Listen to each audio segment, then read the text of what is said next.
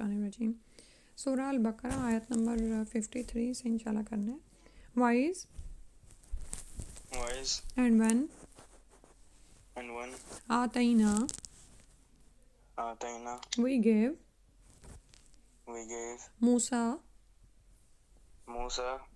موسیٰ علیہ السلام الکتاب دا بک والفرقان and the criterion لعلکم تہتدون perhaps you would be guided۔ ٹھیک ہے، لعلہ کا جو مطلب ہے perhaps، کم یو، تہتدون میں ہدایت کا لفظ آپ کو نظر آ رہا ہے نا، you would be guided۔ تو یہ بھی بحر کلزم پار کرنے کے بعد کا واقعہ ہے، ٹھیک ہے، یعنی جس وقت اوپر ہم نے پڑھا کہ سمندر کو پھاڑا اللہ تعالیٰ نے بنی اسرائیل کے لیے، تو اس کے بعد ہی کا واقعہ ہے کہ اللہ سبحانہ تعالیٰ نے موسیٰ علیہ السلام کو کتاب توریت عطا فرمائی اور اس کو فرقان سے بھی تعمیر کیا، کیونکہ فرقان کا مطلب ہوتا ہے دی کرائٹیرین، لائک جو رائٹ اینڈ رونگ کے درمیان آپ کو ایک کرائٹیریا دیتا ہے، ٹھیک ہے، کہ ان دونوں کو، حق اور باطل کے فرق کو واضح کرنے والا ہوتا ہے، ٹھیک ہے۔ اور اسی طرح سے الفرقان معجزات کو بھی کہا گیا، جو پچھلی دفعہ میں نے آپ کو کچھ معجزات بتائے تھے نا، جو بنی اسرائیل کی طرف آئے تھے لیکن انہوں نے اس کے باوجود بھی انکار کیا۔ اس میں سے دو تو وہی ہیں جو کہ موسیٰ علیہ السلام کا ایک عصا تھا، یعنی ان کی اسٹک تھی، لاٹھی تھی، جس سے انہوں نے سمندر کو پھاڑا تھا اور وہ اسطحہ بھی بن جاتی تھی، ٹھیک ہے، چھوٹا سا آم بنتی تھی، بڑا بھی بنتی تھی۔ اور اسی طرح جب اپنا ہاتھ وہ بغل میں دباتے تھے تو وہ روشن ہو کر نکلتا تھا۔ تو اور اسی طرح جب وہ مانتے تھے اور اس کے بعد جب عذاب ان پر آتا اور وہ کہتے کہ موسیٰ علیہ السلام ہمارے لیے دعا کرو کہ اللہ تعالیٰ ہم سے یہ ٹال دے، تو اس وقت جب موسیٰ علیہ السلام کی دعا سے وہ عذاب ٹل جاتا تو پھر سے وہ دوبارہ نافرمانی میں پڑ جاتے، ٹھیک ہے، فرعونی۔ تو ان کی طرف جو ہے بار بار اللہ کی طرف سے معجزات یعنی نشانیاں آتی رہیں، جیسے میں نے آپ کو بتایا تھا کہ ان کا پانی خون بن جاتا تھا، پینے کا پانی، ان کی فصلوں میں کیڑے پڑ جاتے تھے، فصل اتار کے گھروں میں رکھتے تھے تو گھروں میں کیڑے پڑ جاتے تھے، کھانے بیٹھتے تو مینڈک آ جاتے تھے۔ تو یہ سب کچھ کیا تھا؟ یہ الفرقان تھا، انہی معجزات کو بھی فرقان کہا گیا ہے، کیونکہ یہ بھی کیا کر رہے تھے، ان کے لیے حق و باطل کو الگ الگ کر رہے تھے، ایک ان کو تمیز دے رہے تھے کہ کیا سچ ہے کیا جھوٹ ہے، ٹھیک ہے، لیکن اس کے باوجود بھی وہ مان کے نہیں دے رہے تھے۔ تو اللہ تعالیٰ یہ نشانیاں کیوں اتارتے ہیں، کتاب کو اتارنے کا مقصد کیا ہوتا ہے، یا فرقان کو، اسی طرح قرآن کو بھی الفرقان کہا گیا، اور قرآن کی ایک صورت بھی الفرقان ہے۔ تو کتاب کیوں آئی ہے ہم تک؟ تاکہ so you may be guided, کس چیز کی گائیڈنس ہمیں مل جائے کہ ہم اس دنیا میں کیوں آئے ہیں، ہمیں کیا کرنا ہے، لائک ہماری پوری سٹوری کیا ہے، رائٹ، کہ ہمیں کس نے پیدا کیا ہے، ہم کیسے زندگی یہاں پر گزارے ہیں، اس کے بعد ہمارے ساتھ کیا ہونا ہے، اور وہاں پر ہمیں کیا ملنا ہے، اور کن اعمال کی بنا پر ملنا ہے، ٹھیک ہے، یہ ساری گائیڈنس۔ جیسے اب آپ یہ دیکھیں کہ جب آپ گھر سے کسی منزل پر جانے کے لیے نکلتے ہیں تو آپ GPS آن کر لیتے ہیں، بلکہ اب تو اتنا ایڈوانس ہوتا جا رہا ہے GPS کہ اگر راستے میں کوئی ہرڈل ہے تو وہ آپ کو پہلے سے ہی بتا دیتا ہے، کوئی ایکسیڈنٹ ہے، کوئی مسئلہ ہے، اور پھر وہ آپ کی سجیشن بھی پوچھ رہا ہوتا ہے کہ آپ بتائیں کہ ہرڈل جو ہے وہ سیم اسپاٹ پہ ہے کہ نہیں، ٹھیک ہے، یعنی مسلسل آپ کو گائیڈ کیا جا رہا ہوتا ہے، اور تاکہ آپ کو پریشانی سے بچا کر آپ کی منزل پر پہنچایا جا سکے، ٹھیک ہے۔ تو اللہ سبحانہ تعالیٰ نے انسان کو پیدا کیا ہے، تو یہ نہیں تھا کہ وہ انسان کو چھوڑ دیتے، ویسے تو اللہ تعالیٰ نے انسان کے اندر ضمیر رکھا ہے، ٹھیک ہے، یعنی ہمارے اندر حق اور باطل کی پہچان رکھی گئی ہے، جو چیزیں اچھی ہیں وہ ہمیں اچھی لگتی ہیں، معروف کی پہچان ہمارے اندر ہے، لیکن کیا ہوتا ہے کہ ہم اپنے نفس کو دبا دیتے ہیں اور خواہشات کے پیچھے پڑ جاتے ہیں۔ تو انسان یاد رکھے کہ اللہ تعالیٰ نے ہمیں بھی کتاب دی ہے جو کہ قیامت تک کے لیے گائیڈنس کا کام کرے گی، اور الفرقان بھی، معجزات بھی آئے ہیں، اور حق و باطل کی تمیز کرنے والی یہ کتاب بھی دی گئی ہے، اور یہ کتاب پہلی کتابوں کے بارے میں بھی ہمیں بتا دیتی ہے، ٹھیک ہے، کہ اس میں کیا کیا کچھ تبدیلیاں آ چکی ہیں اور کیا کچھ ٹھیک ہے۔ لیکن یہاں پر آپ یہ دیکھیں کہ بنی اسرائیل کو یہ نعمتیں یاد کرائی جا رہی ہیں، اسی طرح اگر ہمیں یاد کرائی جائیں تو جو کچھ بنی اسرائیل نے کیا نا وہ اس وقت مسلم امہ کر رہی ہے، یعنی کتاب کی امپورٹنس ہمارے دماغ میں ہے ہی نہیں. اگر ہے بھی تو کوئی بہت بڑا بھی تیر مارتا ہے نا تو وہ اپنے بچے کو حفظ میں ڈال دیتا ہے. ٹھیک ہے کہ یہ اس نے ایسے لگتا ہے جیسے اس نے ذمہ داری ادا کر دی. چاہے بچہ سارا حفظ کر جائے لیکن اس کو قرآن کی سمجھ ہی نہیں ہوتی. یعنی جو بیسیکلی قرآن کا پرپز ہے کہ یہ فرقان ہے، یہ کرائیٹیرین ہے، وہ اس کو پتہ ہی نہیں ہوتا. اس نے صرف یاد کیا ہوا ہوتا ہے. ٹھیک ہے. اور اگر کچھ لوگ دین کو سیکھتے بھی ہیں تو وہ پہلے اپنے اپنے گروپ کے ساتھ لگ جاتے ہیں، اپنی اپنی فقہ کو سیکھنا شروع ہو جاتے ہیں. جیسے حنفی ہیں تو وہ حنفی فقہ سکھانا شروع ہو جاتے ہیں، جو شافی ہیں وہ شافی فقہ سکھاتے ہیں. حالانکہ کتاب کا مقصد کیا ہے اور اس دین کو سمجھنے کا مقصد کیا ہے کہ انسان کو ہدایت دی جائے کہ اس کا رب کون ہے. ٹھیک ہے. تو بیسیکلی کتاب ہمیں اللہ سے جوڑتی ہے، کیونکہ دنیا میں بھی جو زمین آسمان سب چیزیں اللہ تعالیٰ نے پیدا کی ہیں وہ ان کو دیکھ کے ہمیں اللہ کا خیال آتا ہے نا کہ ان کا خالق کوئی ہے. اسی طرح جب ہم اس کتاب کو پڑھیں تو ہمارا دل خوشی سے بھر جانا چاہیے کہ یہ ہمارے رب کا کلام ہے.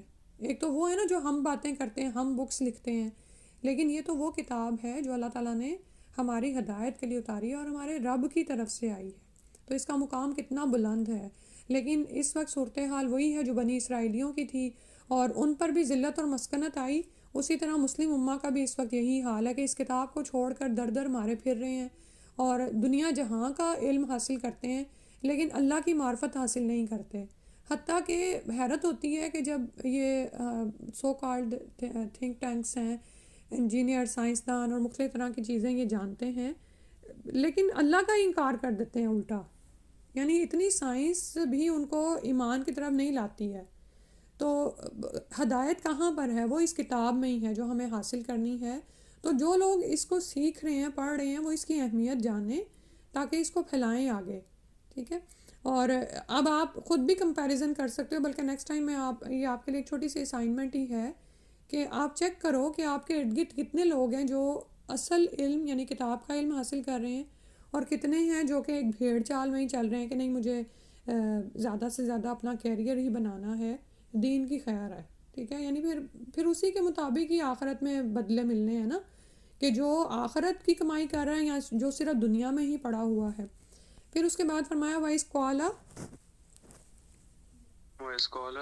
اینڈ وین سیڈ موسیٰ علیہ السلام لقومی ہی ٹو ہز پیپل یا قومی او مائی پیپل انکم انڈیڈ یو ظلمتم you have wronged انفسکم yourselves باتخاذکم by your taking الإجلة the calf فتوبوا so turn in repentance إلى بارئکم to your creator. تابہ یتوبو کا مطلب ہوتا ہے پلٹنا، واپس جانا. ٹھیک ہے. تو یعنی اللہ کی طرف رجوع کرنا، الہ طرف، بارئکم your creator. فَاقْتُلُوا and kill انفسکم yourselves ذالکم خیر that is better لکم for you عند بارئکم with your creator. اچھا، بارئی یا خالق کا بھی مطلب کریٹر ہوتا ہے، پیدا کرنے والا. بارے کو بھی سمجھ لیتے ہیں، اس کا مطلب ہوتا ہے نئے سرے سے پیدا کرنے والا، یعنی جب کوئی سیمپل نہیں تھا. تو یہ بھی اللہ تعالیٰ کی اتنی بڑی صفت یہاں پر بتائی جا رہی ہے، کیونکہ دنیا میں انسان جو بھی کچھ پیدا کرتا ہے نا تو ہم کہتے تو ہیں کہ فلاں نے امریکہ ایجاد کیا اور فلاں نے یہ کیا اور فلاں نے وہ کیا، تو ہم بیسیکلی مین کریٹر نہیں ہیں. کیونکہ کوئی چیز پہلے سے موجود ہوتی ہے تو ہم اس کو چینج کر کے کوئی نئی شکل دے دیتے ہیں. ٹھیک ہے، سمجھ آ رہی نا بات؟ یہ مثلاً کوئی ملک پہلے سے تھا، کوئی شخص وہاں پہ سفر کرتا ہوا پہنچ گیا تو اس نے کہا جی یہ اس نے ڈسکور کیا ہے، ٹھیک ہے. اسی طرح جو مشینز بھی ہم بناتے ہیں یا جو بھی کچھ انسان بناتا ہے وہ نئے سرے سے پیدا نہیں کرتا، like from the initial, from the beginning نہیں وہ اس کو پیدا کر سکتا. کیونکہ جن چیزوں کو سے وہ اس پروڈکٹ کو تیار کرتا ہے، مثلا کوئی بھی مشین ہے جیسے سوئنگ مشین تیار کی گئی تو اس کے لیے بھی چیزیں ساری زمین پر اللہ تعالیٰ نے ہی اتاری ہیں، صحیح ہے. اسی طرح ہم جو کچھ بھی بناتے ہیں ہمیں عقل کس نے دی ہے؟ اللہ نے دی ہے، ٹھیک ہے. لیکن اللہ سبحانہ تعالیٰ باری ہیں کہ وہ نئے سرے سے چیزوں کو پیدا کر دیتے ہیں جب کوئی سامپل ہی نہیں تھا. یعنی جب آدم علیہ السلام کو پیدا کیا گیا تو اس سے پہلے کوئی انسان کا سامپل نہیں تھا، یعنی وہ پہلے انسان تھے جو پیدا کیے گئے. یہ مطلب ہے باری میں، ٹھیک ہے. فتاب علیکم، فتاب علیکم، then he turned towards you. then he turned towards you. اچھا اب اوپر فتوبو آ رہا ہے، نیچے تابا آ رہا ہے، تو وہی بات ہے، دونوں کا مطلب ہی انگلش میں تو ٹرن نہیں ہے، لیکن جب آگے اوپر والے میں فتوبو الا کا صلہ لگا ہے تو مطلب ہے کہ انسان رب کی طرف جاتا ہے، تو کس کے لیے؟ توبہ کے لیے، صحیح ہے. تو تابا علا جب آئین کے صلہ کے ساتھ آتا ہے تو مطلب یہ ہے کہ اللہ سبحانہ تعالیٰ بندے کی طرف آتے ہیں مہربانی کرتے ہوئے، یعنی اس کی توبہ کو قبول کر لیتے ہیں، ٹھیک ہے. اور یہاں پر یہ بھی یاد رکھیں کہ اللہ سبحانہ تعالیٰ جب کسی کو توبہ کی توفیق دے دیتے ہیں نا تو اس چیز کا سائن ہوتا ہے کہ اللہ تعالیٰ معاف کرنے والے بھی ہیں، ٹھیک ہے. جس بندے کے لیے توبہ ہے ہی نہیں نا تو وہ توبہ کرتا بھی نہیں اور اللہ کی طرف سے معافی بھی نہیں آتی. جیسے ہم شیطان کا کردار پیچھے پڑ رہے ہیں، وہ جھکا ہی نہیں اللہ کے آگے، غلطی کو مان لیتا، جھک جاتا تو اللہ تعالیٰ معاف فرما دیتے. تو جب کوئی توبہ کرتا ہے تو اللہ سبحانہ تعالیٰ اس پر مہربان ہوتے ہیں، اس کی توبہ قبول فرما لیتے ہیں. فرمایا انہو،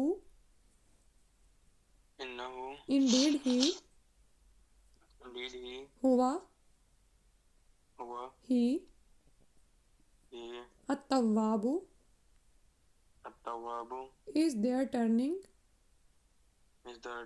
الرحیم، the most merciful.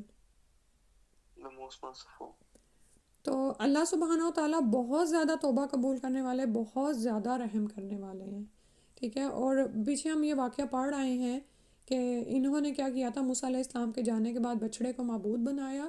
تو جب موسیٰ علیہ السلام آئے ہیں اور انہوں نے ہارون علیہ السلام پر غصہ بھی کیا اور اس کے بعد ان کے لیے سزا کیا تجویز ہوئی کہ چونکہ تم نے اپنی جانوں پر ظلم کیا، اس بچڑے کو معبود کے طور پر عبادت کرنے لگے اس کی، تو ان سے کہا گیا کہ تم دیکھتے نہیں کہ وہ تمہاری باتوں کا جواب نہیں دیتا، نہ تمہیں کوئی فائدہ پہنچاتا ہے نہ نقصان دیتا ہے. یعنی انسان کی عقل کو کیا ہوا کہ اپنے ہی بنائے ہوئے ایک بت کے آگے وہ جھک گئے. تو ان سے کہا گیا فتوبوا الی بارئکم، تو اب اللہ کی طرف رجوع کرو. اور ان کے لیے سزا کیا متعین کی گئی؟ فاقتلوا انفسکم، کل یور سیلف، اپنے آپ کو، اپنے نفسوں کو قتل کرو. مطلب یہ تھا کہ وہ اس میں کچھ روایات اس طرح آتی ہیں کہ کہا گیا کہ آپس میں ایک دوسرے کو قتل کرو، ٹھیک ہے. یعنی یہ کہ دو صفوں میں سب کو کھڑا کیا گیا اور انہوں نے ایک دوسرے کو قتل کیا. یا پھر یہ کہ جن لوگوں نے شرک کیا تھا ان کو قتل کیا گیا. اور قتل کس نے کیا؟ جنہوں نے شرک تو نہیں کیا تھا، جنہوں نے شرک تو نہیں کیا تھا لیکن انہوں نے ان کو روکا بھی نہیں تھا، ٹھیک ہے.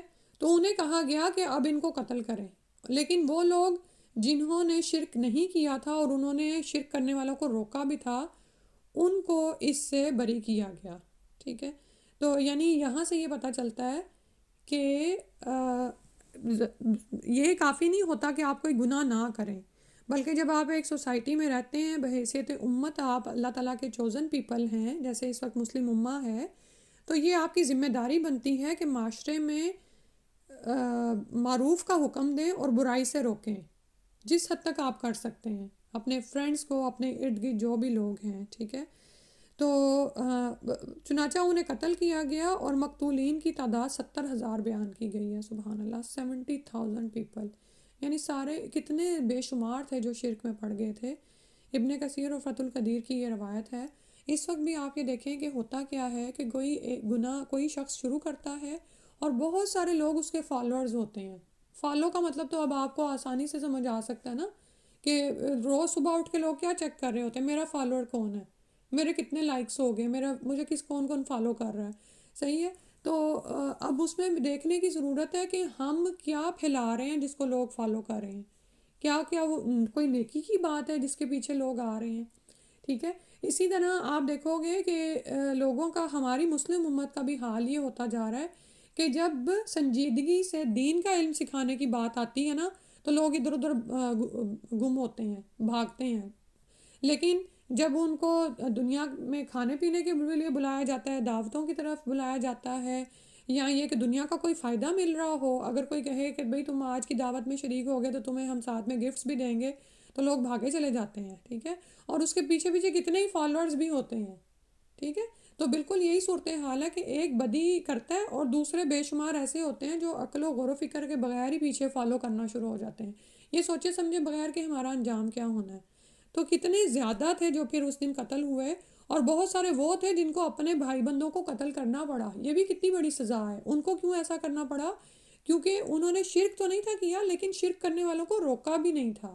تو یہ بھی بہت ضروری ہے، یعنی ہم لاپرواہ ہو کے نہیں رہ سکتے کہ میری بلا سے جہاں مرضی جائے بھائی ہے، جو مرضی کرے، پڑھتا ہے نماز نہیں پڑھتا مجھے کوئی فکر نہیں، نہیں، ہم سے یہ مطلوب نہیں ہے۔ ہم یہاں پر بطور ایک نگران پیدا کیے گئے ہیں، ہم پر کسی نہ کسی کی ذمہ داری عائد ہوتی ہے، ٹھیک ہے۔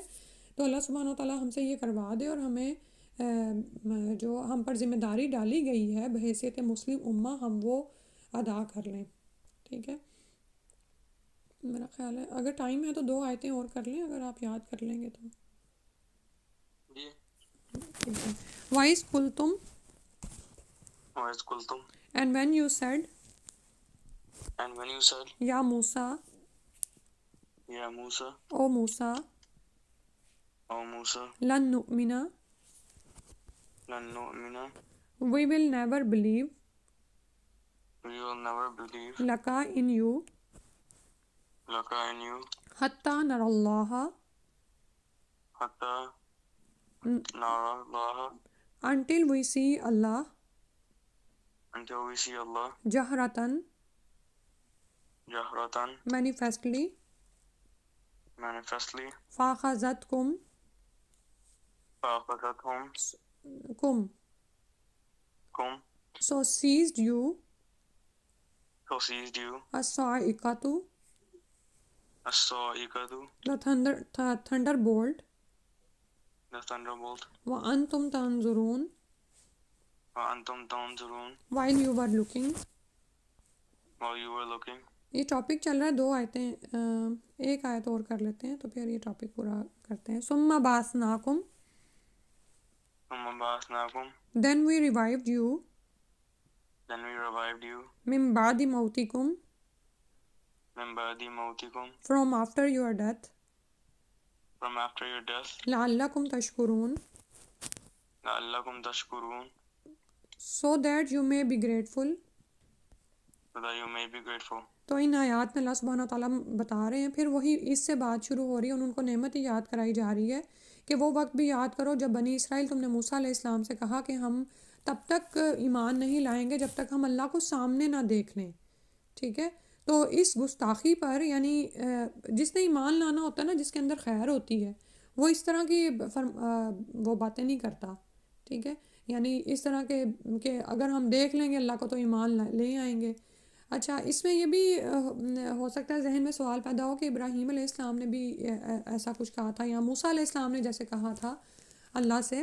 ابراہیم علیہ السلام نے تو کہا تھا نا کہ میں دیکھنا چاہتا ہوں یا اللہ تو مردوں کو کیسے زندہ کرے گا، تو موسیٰ علیہ السلام نے اللہ تعالیٰ سے کہا تھا کہ میں آپ کو دیکھنا چاہتا ہوں، اور اس کی وجہ کیا تھی کہ جب کوہ طور پر اللہ سبحانہ تعالیٰ کی انہوں نے آواز سنی تو یعنی آپ یہ دیکھیں نا، ہمارا خالق ہے، ہمیں اس سے محبت ہے، وہ دنیا میں آ کے وہ محبت دب جاتی ہے کہیں، لیکن ہمیں ہمارے رب سے محبت ہے، ٹھیک ہے۔ تو جب انہوں نے آواز سنی تو ان کا دل کیا کہ میں اپنے رب کو دیکھوں بھی کہ وہ کیسے ہیں، ٹھیک ہے۔ لیکن یہاں پر بنی اسرائیل جو فرمائش کر رہے ہیں نا، یہ بالکل ہی باطل ہے، کیونکہ ایمان دل میں تھا ہی نہیں، بس یہ ایک جیسے کہ ہم نہیں ایمان لاتے جب تک کہ تم اللہ کو ہمیں سامنے نہ دکھا دو۔ تو اللہ سبحانہ تعالیٰ نے ان کی اس گستاخی پر ان پر بجلی گرائی، اور وہ سب کے سب وہاں پر مارے گئے، وَأَنْتُمْ تَنْظُرُونَ، اور تم دیکھ رہے تھے، یعنی یہ سب کچھ جو ان کے ساتھ ہوا یہ اس کو دیکھ رہے تھے۔ تو جب اور یہ جو تھے قوم کے چنے ہوئے لوگ تھے، یعنی کریم پیپل تھے، اور موسیٰ علیہ السلام ان کو اپنے ساتھ لے کر گئے تھے کوہ طور پر، ٹھیک ہے، اور وہاں پر جا کر انہوں نے یہ فرمائش کر دی۔ اب موسیٰ علیہ السلام سخت پریشان ہوئے کہ یہ جو ہیں قوم کے ایلیٹ ہیں، یعنی شرفاء ہیں، تو جب میں یہ سارے یہاں پر مر گئے ہیں، اب جب میں واپس جاؤں گا تو لوگ کہیں گے کہ 70 آدمی تم کہاں چھوڑ آئے ہمارے، تو وہ تو ایسے ہی باغی ہو جائیں گے، ریبل بن جائیں گے۔ تو موسیٰ علیہ السلام نے پھر اللہ تعالیٰ سے دعا کی، وہ سخت پریشان ہوئے، تو اللہ تعالیٰ فرما رہے ہیں کہ ثم بعثناکم من بعد موتکم، تو جب موسیٰ علیہ السلام نے دعا کی تو اللہ تعالیٰ نے دوبارہ ان کو زندہ کر دیا، ٹھیک ہے۔ تو اور یہاں پر اللہ سبحانہ تعالیٰ نے ان کو دکھایا کہ دیکھو مردوں کو کیسے زندہ کیا جائے گا، اور یہاں پر یہ کیا ہے کہ لعلکم تشکرون، کہ تمہیں دوبارہ ایک زندگی دی گئی، تم نے جو غلطی کی تھی وہ معاف کر دی گئی، اور تمہیں زندگی دی گئی تاکہ تم شکر ادا کرو اور اللہ کے آگے جھک جاؤ اور اپنی زندگی کو سنوار لو، ٹھیک ہے۔ تو ہمارے لیے یہی سبق ہے کہ جب انسان نے ایمان نہیں لانا ہوتا نا، تو بے ایمان کو بہانے بہت، کہ یہ ہو جائے گا تو پھر میں یہ کر لوں گا، ٹھیک ہے۔ بعض اوقات کیا ہوتا ہے کہ لوگ دین کی طرف اپنے دنیاوی فائدوں کے لیے آتے ہیں، لوگ اللہ تعالیٰ کی طرف کب رجوع کرتے ہیں؟ جب انہیں کوئی مصیبت آ پڑتی ہے۔ لوگ نمازیں کیوں پڑھتے ہیں سم ٹائمز؟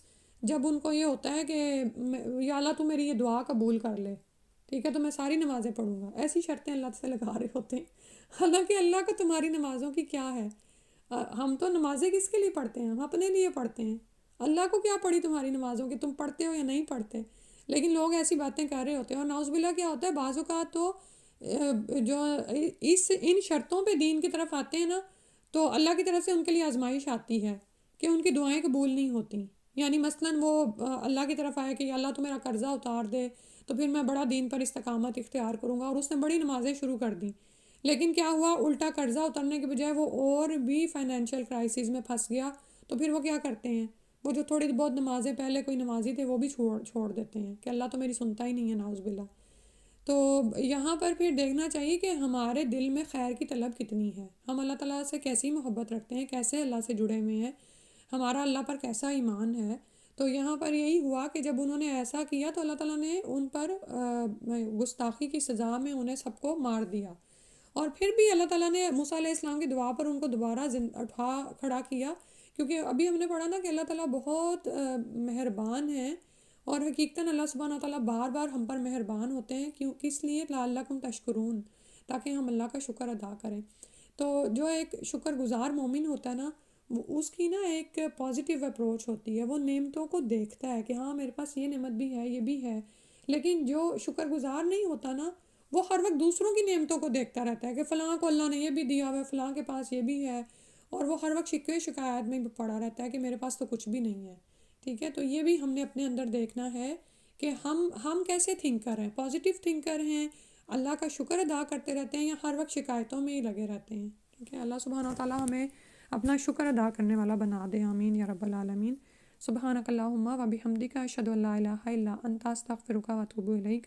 السلام علیکم ورحمۃ اللہ۔ جزاک اللہ خیراً کثیراً، اللہ تعالیٰ آپ کو برکتیں دیں کہ آپ اسکول میں جاتے ہیں اور اس وقت جب تھکے ہوئے ہوتے ہیں تو میری کلاس لے لیتے ہیں۔ السلام علیکم ورحمۃ اللہ۔